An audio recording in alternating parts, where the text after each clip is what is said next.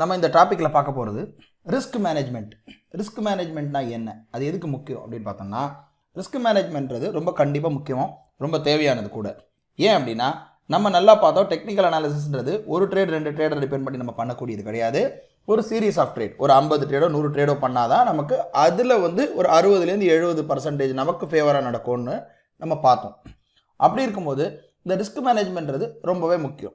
Risk management பற்றி நம்ம அன்றாட வாழ்க்கையிலேயே நம்ம பார்க்குறோம். உதாரணத்துக்கு ஒரு மளிகை கடையாகட்டும், மளிகை கடையில் பார்க்குறோம், ஒருத்தர் வந்து ஒரு 10 லட்ச ரூபா கொடுத்து ஒரு டிபார்ட்மெண்டல் ஸ்டோர் திறக்கிறாரு அப்படின்னா, வெறும் ஒரே மிளகா மட்டும் ஒரு 10 லட்ச ரூபாய்க்கு வாங்குறது கிடையாது. என்ன பண்ணுறாங்கன்னா, அவங்க ரிஸ்க்கை சின்ன சின்ன சின்ன சின்ன துண்டுகளாக பிரித்து எல்லா பொருள்லையும் அவங்க வந்து டைல்யூட் பண்ணி வைக்கிறாங்க. ஸோ ஒரு பொருளில் நமக்கு அது விற்கலைன்னா கூட இன்னொரு பொருளில் விற்கும். அதே மாதிரி துணி கடையில் பார்க்குறோம், எல்லா சைஸ் ஷர்ட்டையும் வைக்கிறாங்க. ஒன்லி எம் மட்டும் விற்கிறது இல்லை, L, XL, XXL, pant, shorts, நிறைய விதமான விஷயத்தை வந்து அவங்க வந்து ரிஸ்க்கை வந்து டைல்யூட் பண்ணி வைக்கிறாங்க. எப்படி ஒரு சாதாரண வியாபாரி வந்து அவங்க பணத்தை வந்து ரிஸ்க்கை ஒரே பொருளில் வந்து கொட்டாமல் டைல்யூட் பண்ணி வைக்கிறாங்களோ, எப்படி வந்து ஒரு ஃபினான்ஸ் கம்பெனி இப்போ உதாரணத்துக்கு ஒரு லெண்டிங் பிஸ்னஸ் பண்ணுறாங்க அப்படின்னா, அவங்க வந்து ஒரு 1 கோடி ரூபா இருக்குன்னா அந்த 1 கோடி ரூபா எடுத்துகிட்டு போயிட்டு ஒரு 4 பேரை கூப்பிட்டுட்டு நீ 25 லட்சம் வச்சுக்கோ, நீ 25 லட்சம் வச்சுக்கோ, 4 பேருக்கு பிரித்து கொடுக்கறது கிடையாது. ஒவ்வொருத்தவங்களுடைய கெப்பாசிட்டிக்கு ஏற்ற மாதிரியும் ரீபேமெண்ட் ப்ரொஃபைலுக்கு ஏற்ற மாதிரியும் அவங்க வந்து அந்த பணத்தை வந்து பிரித்து டைல்யூட் பண்ணி கொடுக்குறாங்க.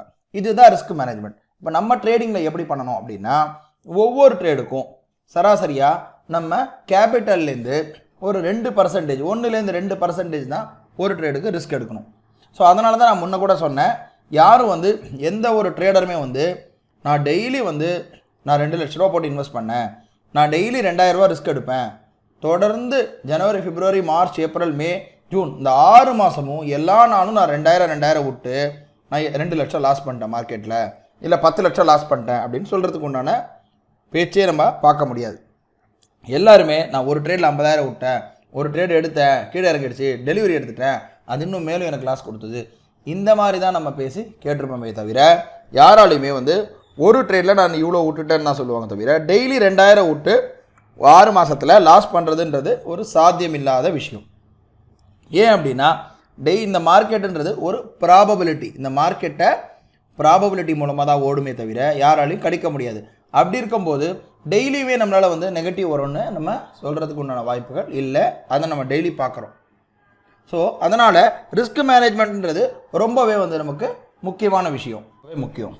அந்த ரிஸ்க் மேனேஜ்மெண்ட் எப்படி எடுக்கணும் அப்படின்னா, நம்ம 100 ட்ரேட், இப்போ எந்த ஒரு ஸ்கிரிப்டை பண்ணுறோமோ அந்த ஸ்கிரிப்டை 100 ட்ரேடு இல்லை ஒரு 50 ட்ரேடு வின் பண்ணாலும் லாஸ் ஆனாலும் அதை பண்ணுறதுக்கு உண்டான ஈக்குவலாக பிரிச்சுக்கணும். இதுதான் ரிஸ்க் மேனேஜ்மெண்ட். ஒரு ட்ரேடுக்கு உதாரணத்துக்கு நான் ஒரு 1 லட்ச ரூபா போட்டு பண்ணுறோம் அப்படின்னா, ஒரு ட்ரேடுக்கு 2000 ரூபான்றது நம்ம ரிஸ்க் எடுக்கலாம் மேக்ஸிமம். அப்படி இருக்கும்போது தொடர்ந்து ஒரு 30 ட்ரேடோ 40 ட்ரேடோ 50 ட்ரேடோ அந்த அளவு பண்ணுறதுக்கு உண்டான ரிஸ்க்கை நம்ம எடுக்கணும். அப்போது இந்த ரிஸ்க் மேனேஜ்மெண்ட்னால வந்து பார்க்கும்போது ஒரு 4 ட்ரேடு சக்ஸஸ் கொடுத்து ஒரு 5-6 ஃபெயிலியர் கொடுத்தா கூட நம்மளால் வந்து சமாளிக்கக்கூடியதாக இருக்கும். அடுத்த பகுதியில் ஸ்கிரிப்ட் செலெக்ஷன் எப்படி பண்ணுறது, அதில் என்ன ஒரு சூட்சமாக இருக்குன்றதை பற்றி நம்ம விரிவாக பார்க்கலாம்.